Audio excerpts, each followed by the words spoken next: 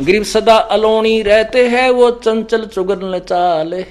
सच्ची आत्मा जो पुण्य आत्मा होती हैं वो, अर्थात वो पतिव्रता आत्मा, और चोरी धन नहीं खाते हैं, मुसला वो जो एक लाल है।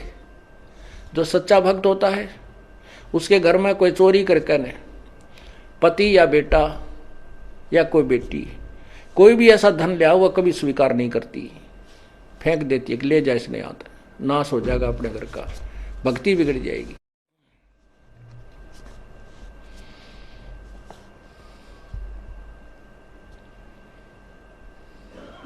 हक हलालम खाते हैं, सो साहेब दर जाही, लाल मुसे घर में धरे, सो पति भरता नाही। चोरी के धन अपने घर पर रख ले वो भगत नहीं है, पुरुष है चाहे स्त्री।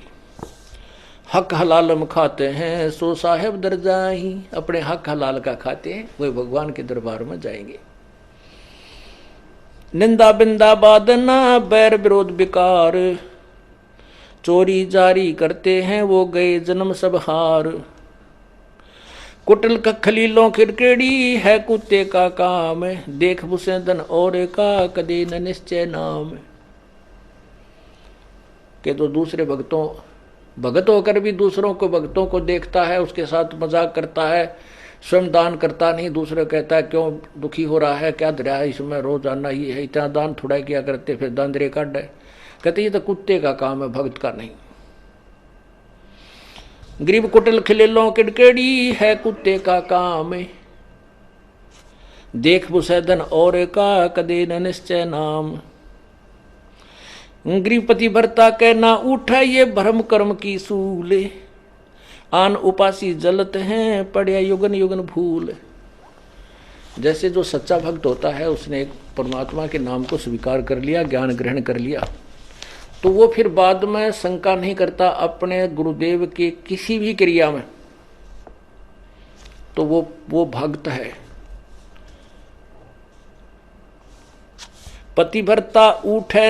पतिव्रता के ना उठे, ये भरम कर्म की सूल यानी उसके अंदर ये कांटा सा नहीं चुभता कि ऐसा नहीं करना चाहिए था, गुरुजी ने ऐसा कैसे कह दिया, ऐसा नहीं हो सकता, ये नहीं करना चाहिए था, ऐसा हो गया, फलान हो गया। कहते वो पतिव्रता यानी वो भक्त नहीं है। पतिव्रता के उठे नहीं, इस कर्म भ्रम की भूल, जो कर्म किया जा रहा है सतगुरु जो कह रहे हैं उसमें भ्रम पैदा करता है, उसमें अविश्वास करता है, वो दुष्ट आत्मा है, चाहे कितनी दान कर कितनी भक्ति कर रहा है, नथिंग है उसके पास। जैसे काल उदाहरण दिया था आपको, भगवान की किसी भी क्रिया में हमें विश्वास नहीं होना चाहिए, तभी हम सफल हो सकते हैं।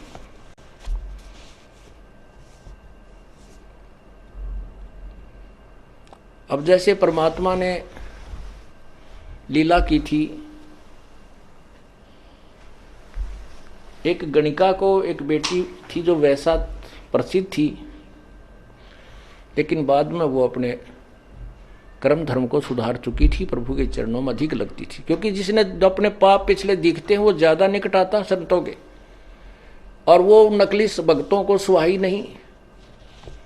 गुरु जी ऐसे नहीं करना चाहिए, गुरु जी ने यहाँ नहीं बिठानी चाहिए, वह लड़की बदनाम है, संगत बदनाम हो जाएगी, आश्रम बदनाम हो जाएगा, ऐसा नहीं करना चाहिए। तो ये शिक्षा जो हम देते हैं गुरु जी के, तो हम दुष्ट आत्मा हैं। संत की क्रिया को यदि हम समझ जाएं तो फिर हम मन संत हो गए, फिर यहाँ स्टूडेंट बनकर बैठने की क्या जरूरत है तुम्हारी।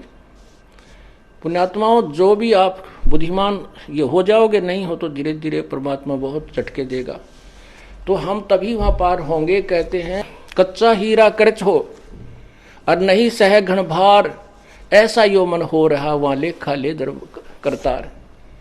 हीरे को परखने की एक सिंपल एक विधि है, उसको ऐरन पर रख देते हैं, नीचे लोहे के प्लेट पर बहुत बड़ी भार है, एक मूसल सा होता है, और ऊपर से उसके घंट ठोकते हैं। यदि वो खरोंच हो जाती है उस हीरे के, तो वो कच्चा हीरा एक आनेगा नहीं, और वो जो का त्यों है उसके निशान भी नहीं बनता है, तो वो पक्का हीरा है, उसी की कीमत है। तो यहाँ परमात्मा कहते हैं कि कच्चा हीरा कर्च होए, कच्चा भक्त फिसट जाएगा। ये क्या हो गया, ऐसा नहीं करना चाहिए था गुरु जी ने, ऐसा नहीं होना चाहिए था, वहाँ पर कैसे हो गया। अरे पशु, आज तक तूने ये सीखा इतने ज्ञान में तो परमात्मा कहते हैं कच्चा हीरा करच हो नहीं सह घनभार घनमार, ऐसा यो मन हो रहा तो लेखा लेकर तार। पक्का हीरा बनोगे तो कीमत है, कच्चे की कितनी। और परमात्मा कहते शीश तुम्हारा जाएगा कर सतगुरु को दान, मेरा मेरी छोड़ दे यूं ही गयो मैदान। शीश तुम्हारा जाएगा और सिर के साटे हरी मिले तो भी सस्ता जान। हम छोटी से नुकसान को रोने लग जाते हैं। जो परमात्मा लास्ट में कहते हैं जिस तरह सिर दे के भी भगवान मिलता हो, तुझे गुरु संत सदगुरु मिलता हो, तो इन्होंने सोच ले कुछ भी ना गया। क्योंकि कोट शीश तन दे लिए यमराजा की भेंट, और एक शीश देकर देख ले अपने सतगुरु जी की भेंट। कोट शीश तन दे लिए यमराजा की फेंट, ये तो धकेत ले है। और एक शीश देकर देख ले सतगुरु अपने की भेंट। भेंट होती सब इच्छा से देना, और फेंट है झटके में, कोई फटकारा मार के, कोई झटका दे के, कोई किसी प्रकार खत्म कर देना। कहते एक शीश दे। शीश कैसे देना है? सिर सौंप्या गुरुदेव को सफल होया यो शीश, नतानंद इस शीश पर आप बसे जगदीश। शीश कैसे देना है? गुरु जी की आज्ञा का पालन करना है। गुरु जी कहेंगे शराब मत पी, बीड़ी मत पी, मांस ना खा, चोरी मत कर, ठगी ना कर, और ये साधनाएं मत करना। तो हमने उनकी प्रत्येक आज्ञा का पालन करना चाहिए। चाहे हमने वो ऐसा लगे कि ये ठीक नहीं है तो वो गलत है, उसको नहीं। क्योंकि हमारी बुद्धि इतनी अच्छी होती तो हम पहले ही चले जाते भगवान के दरबार में, या धक्के खाते ना अंडते।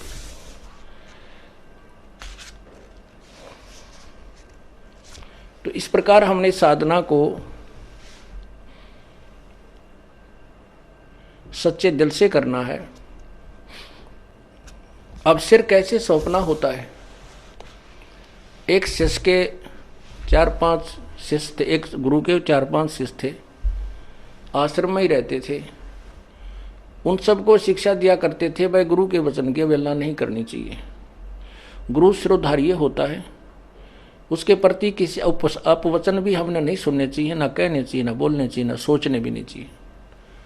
एक दिन गुरुदेव ने कहा कि भाई आ जाओ बच्चों, बैठो मेरे पास। पहले तो शिक्षा दी कि भाई गुरु परमात्मा से भी बढ़कर माना गया है, और गुरु को भगवान समझकर ही उसकी आदेश का पालन और उसके साथ रहना होता है, जिससे हम सफल हो सकते हैं। क्योंकि यदि हमारे सामने गुरु जी भगवान आ जाए तो क्या हम उसके साथ दुर्व्यवहार कर सकते हैं? क्या हम उसकी आज्ञा का अवहेलना कर सकते हैं? नहीं जी, नहीं जी, नहीं, कभी नहीं कर सकते। अच्छा ठीक है। क्या हम गुरु भगवान को किसी ऐसी पीड़ा दे सकते हैं जो हमें, जो क्या दे सकते हो कोई पीड़ा? नहीं जी, भगवान की तरफ तेन हाथ भी ना कर जा। तो कुछ देर के बाद वो गुरु जी कहता भी मेरी आज्ञा है कि तुम 5-5 जूते मेरे सिर में लगाओ। आप सभी 5-5 जूते निकालो अपने और मेरे सिर में मारो। अब सब स्तब्ध हो गए कि एक तरफ तो गुरु भगवान होता है, दूसरी तरफ उसकी आज्ञा का पालन, वो भी उल्लंघन। अगर नहीं मारेंगे तो हम। तब एक भक्त ने काफी देर के बाद अपना जूता निकाला और गुरु जी के चरणों के निकट जाकर के अपने सिर में 5 मारे। संत जी ने कहा बेटा डांडी मत मारे, तेरे सिर में नहीं कहा, मैंने मेरे सिर में कहा है। तब उसने कहा गुरुदेव ये दास का शीश भी तो आप ही का तो है, आपके शीश पे मार रहा हूं। तब उसको सीने से लगा लिया। धन्य है बेटा, बुद्धि भी चाहिए थोड़ी सी इस भक्ति मार्ग में। अकलबंद एक घना, बिना अकल क्या लख। तो ऐसे परमात्मा कहते सिर सौंपया गुरुदेव को सफल हुआ यो शीश, संत जी कह रहे हैं। और नितानंद इस शीश पे आप बसे जगदीशी। मारा रहा नहीं उसका है, इसने मारो चाहे छोड़ो, रखो चाहे खत्म करो, तो काल भी अड़प लेगा किसी दिन। भगवान लेगा तो ठीक ठिकाने तो रखेगा, मनुष्य जन्म दे देगा तो किरा कित गधा बना के छोड़ देगा। इसलिए हमने अपने परमपिता पर पूर्ण विश्वास रखना चाहिए।